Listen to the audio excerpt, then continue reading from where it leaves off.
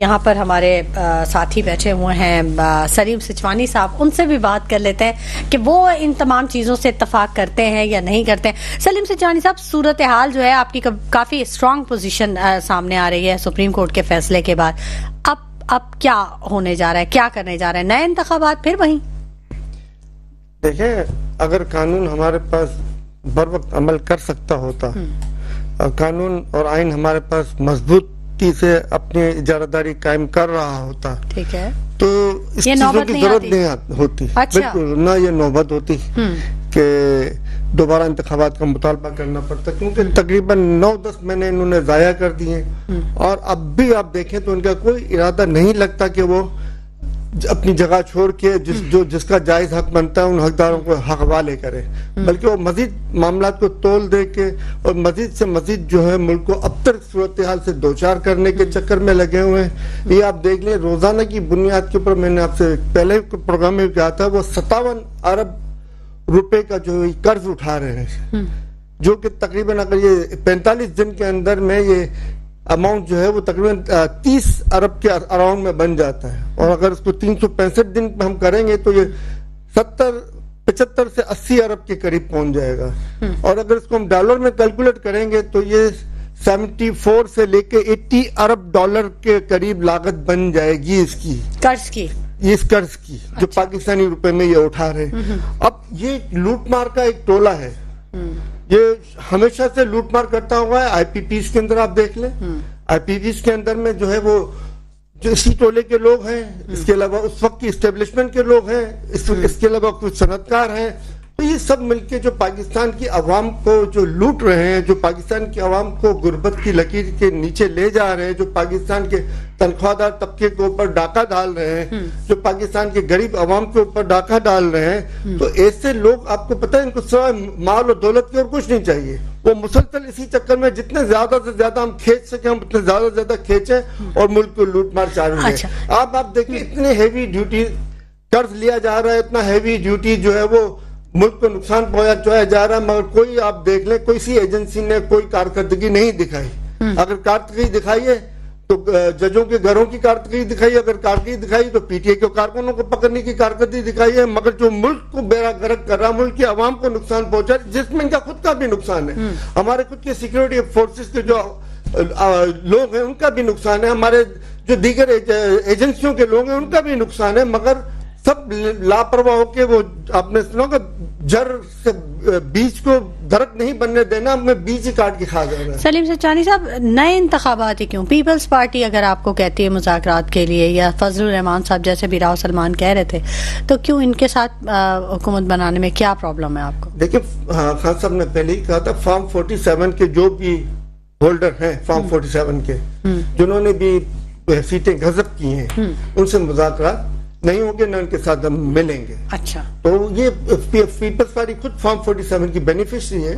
سندھ کے اندر جس طریقے سے وہ جیتے ہیں، پنجاب کے اندر جس طریقے سے انہوں نے سیٹیں لی ہیں، یہ سب کے سامنے ہے۔ اب آپ دوبارہ انتخابات کا کہہ رہے ہیں، کیا گارنٹی ہے کہ دوبارہ انتخابات میں آپ مان جائیں گے کہ ہاں اب صحیح ہوا ہے انتخابات اور شفاف ہوں گے؟ مطلب پھر اگر وہی ہوا جو جیسا کہ آپ 8 فروری کا کہتے ہیں، پھر وہی ہوا تو پھر دیکھیں نا، شفاف انتخابات ہوں، اس کے لیے اب دنیا آگے جا رہی ہے، ہم وہی پیچھے کے پیچھے کھڑے ہوئے ہیں۔ دنیا ای وی ایم مشین پہ آ گئی ہے، ای وی ایم مشین سے بھی اب آگے نکل گئی ہے، مگر ہم وہیں کے وہیں داندلی زدہ طریقے پہ کھڑے ہوئے، کیونکہ ہمیں داندلیاں کروانی ہے، کیونکہ ہمیں اپنے پسند کے لوگ لانے، کیونکہ ہمیں ملک کو لٹوانا ہے اور لوٹنا ہے۔ تو جب تک یہ مینڈیٹ یہ تبدیل نہیں ہوگی کہ ہمیں ملک کو لوٹنا اور لٹوانا ہے، اس وقت تک ملک کیسے آگے جا سکتا ہے؟ سلیم سچوانی صاحب سے بھی بات کر لیتے ہیں۔ سلیم سچوانی صاحب، پاک فوج اپنا نمائندہ مقرر کر دے اور پھر اس سے بات کریں گے، حکومت سے کیوں نہیں بات کرتے آپ لوگ؟ دیکھیں، خان صاحب نے جو ہے وہ جیسے کہ انہوں نے کہا فارم 47 اور فارم 47 سے ہٹ کے اس بات کو ایک پس پردہ ڈال کے کہ اس میں کون کس نے کردار ادا کیا، کس نے کیا کیا اور کس نے غلط کیا، ان سب کے اوپر پردہ ڈال کے انہوں نے جو بات کی نئے الیکشن کی، وہ اس وجہ سے کی کہ چلو ان تمام باتوں کو دستگوش کرو، جس نے جو کیا غلط کیا صحیح کیا اس کو ختم کریں اور ملک کو آگے لے جائیں، نئے الیکشن کرائیں اور ملک کو آگے لے جائیں۔ آپ 60 ارب کے الیکشن کو رو رہی ہیں، آپ سوچیں تو صحیح، وہ 60 ارب کا الیکشن تو کچھ بھی نہیں، جو ایک دن میں 60 ارب روپے قرض اٹھا کے ملک کا کھانا خراب کر رہے ہیں۔ تو جب اس طریقے کی سچویشن ہوگی کہ ملک تنزلی کی طرف جا رہا ہو تو اب اس کے لیے آپ کو پاسٹ میں بھی جانا پڑے گا. وزارت خزانہ کے ذرائع تو یہ کہہ رہے ہیں کہ روزانہ کا 30 ارب کا خرچ ہے اور آئندہ آنے والے دنوں میں ہمیں حکومتی اخراجات کے لیے بھی قرض لے کے وہ اخراجات پورے کرنے ہوں گے. صورتحال اتنی خراب ہے حکومت کی. صورتحال حکومت کی یہ خرابی رہے گی جب وہ 700 ارب روپے کے اخراجات جب اپنے بڑھائے انہوں نے وہ قسمت میں بڑھائے. کون سا ملک ترقی کر گیا تھا؟ تنخواہ دار طبقے کو میرے خیال سے 10-20 ارب روپے کی وصولی کے لیے تنخواہ دار طبقے کو انہوں نے دبا دیا. لاکھوں کا تنخواہ دار سلیبس کر دیے ہیں, لاکھوں کا تنخواہ دار طبقہ کو 10-20 ارب بچانے کے لیے انہوں نے طبقے کو ہی دبا دیا انہوں نے کہ وہ اٹھ نہ سکے, وہ اپنے اخراجات بچوں کے اخراجات میں کٹوتی کرے, وہ اپنے بچوں کے تعلیمی اخراجات میں کٹوتی کرے, وہ اپنے کھانے پینے کے اخراجات میں کٹوتی کرے. اس حد تک انہوں نے دبا دیا اور خود کے اخراجات میں 700 ارب روپے کا انہوں نے اضافہ کر دیا.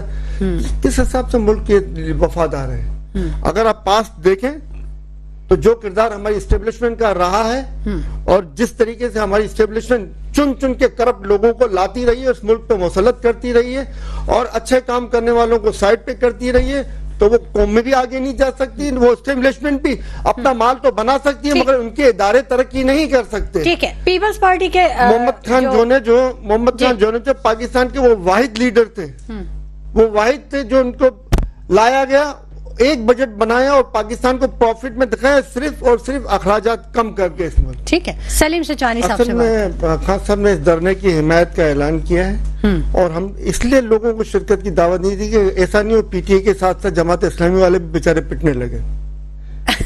اچھا, یہ کیا بات ہوئی؟ لیکن پی ٹی آئی اگر ایک معمولی سی ریلی بھی ایک عوامی ایشو میں اس کے ساتھ ہے اور ان کے یہ مطالبہ آپ کو پتا ہے 2.5 سال سے جو ہم مختلف چینلز کے اوپر آپ کے پروگرام میں بھی کئی دفعہ یہ آئی پی پی کے اوپر بات کر چکے ہیں آپ اور ہم بھی, اور آج یہ آوازیں بڑھ رہی تو ہمیں ہم کو سب سے زیادہ خوشی ہے کہ آج جماعت اسلامی بول رہی ہے, کل ایم کیو ایم بولنے لگی تھی, جو مولانا فضل الرحمان بولنے لگی تھی, آوازیں بڑھتی جا رہی ہیں, خوشی کی بات ہے. اس کے اوپر خاموشی کیوں چھا گئی؟ خاموشی تو نہیں ہے. اچھا, خاموشی تو نہیں ہے. اگر خاموشی ہوتی تو پھر تو جو ہے وہ آج حکومت جو چاہتی وہ کر لیتی, اور وہ کر بھی رہی ہے, مگر رکاوٹوں کے باوجود بھی وہ کر رہی ہے. اور ایک بات آپ نے بار بار کافی دنوں سے ڈسکس ہو رہی نیوٹرل کے اوپر, جی جی, مگر اگر آپ غور کرو تو نیوٹرل کا جو ہے وہ کہنے کا مقصد ایک ہی ہے. آپ الفاظ کے چناؤ پہ اختلاف کر سکتی ہیں. پہلے انہوں نے کہا, اب یہ مجھے نہیں معلوم بھی انہوں نے ابھی کیا کہا ہے, مگر پہلے انہوں نے کہا تھا نیوٹرل جانور ہوتا ہے. کہنے کا مقصد یہ تھا سامنے جو بھی ہے وہ نیوٹرل نہیں ہے. ٹھیک ہے, آج بھی کہنے کا مقصد یہی ہے کہ تم نیوٹرل نہیں ہو, آپ نیوٹرل ہو جاؤ. ٹھیک ہے, مقصد تو دونوں کی باتوں کا ایک ہی نکل رہا ہے کہ آپ لوگ نیوٹرل ہو جاؤ, نیوٹرل نہیں ہو آپ. میری بات سمجھ میں آئی آپ؟ ٹھیک ہے, ٹھیک ٹھیک, میں ریپیٹ کروں؟ نہیں ٹھیک ہے. اچھا, یہ جو اسٹیبلشمنٹ اور پی ٹی آئی کے درمیان جو رابطے ہیں, جو دوریاں ہیں, اب کیا کچھ ایسے آپ کو نظر آ رہا ہے کہ اب کچھ کم ہو رہی ہیں, فاصلے کچھ کم ہو رہے ہیں, کچھ مذاکرات کی طرف, جیسے اب عمران خان صاحب نے کہہ دیا کہ نمائندہ مقرر کر دیں, تو ہوگا کچھ اس کے بارے میں کام؟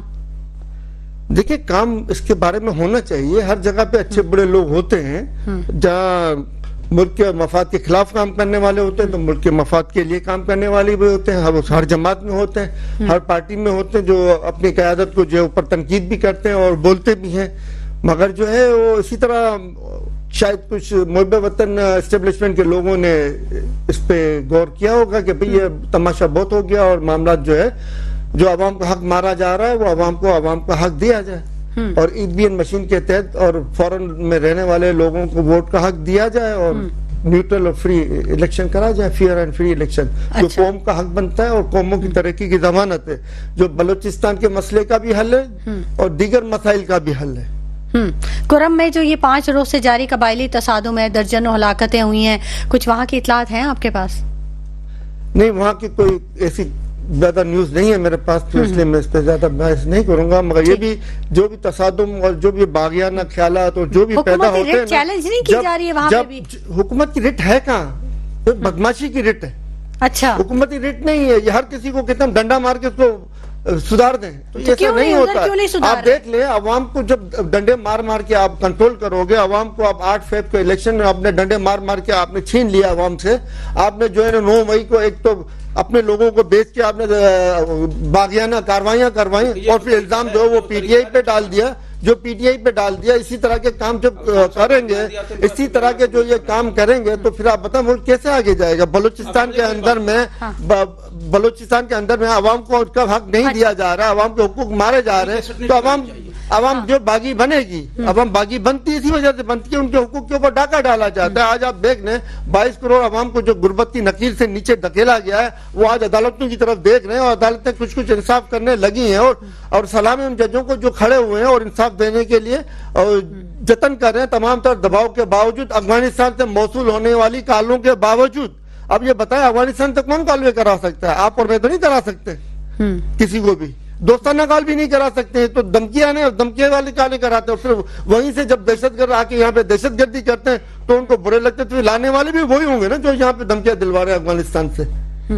सलीम सिंचानी साहब, क्या मुल्क में सरमायाकारों और जागीरदारों के खिलाफ कुछ हो सकेगा?